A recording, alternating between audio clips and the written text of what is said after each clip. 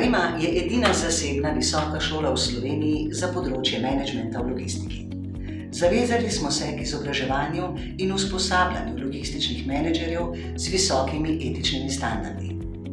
V študijskem letu 2019-2020 vpisujemo že 4. generacijo študentov v visokošolski študijski program Menedžment transportne logistike, ki je skladen z zahtevami in principi bolonjskega izobraževanja. To je seveda temelj za mobilnost študentov in priznavanje študijskih obveznosti. Naša posebnost je način izvedbe študijskega procesa, ki se izvaja ob vikendih od petka popoldne do nedelje popoldne in sicer tako, da po izvedbi predmeta in času za individualno delo sledi izpit. Naše prednosti temeljijo na poslovni usmerjenosti študija.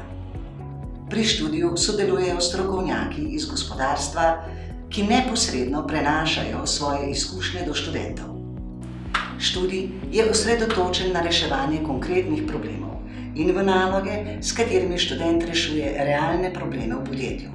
V ospredju je individualen pristop, majhne skupine študentov, učinkovit in neposreden pretok znanja direktno od predavatelja do študenta.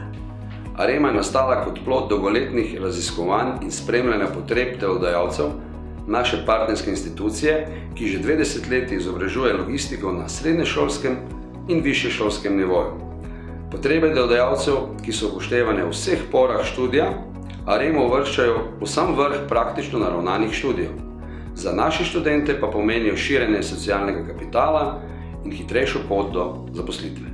K nam se lahko vpišete po zaključku katerekoli srednje šole ali po merilih za prehode kot diplomanti logističnega inženirstva.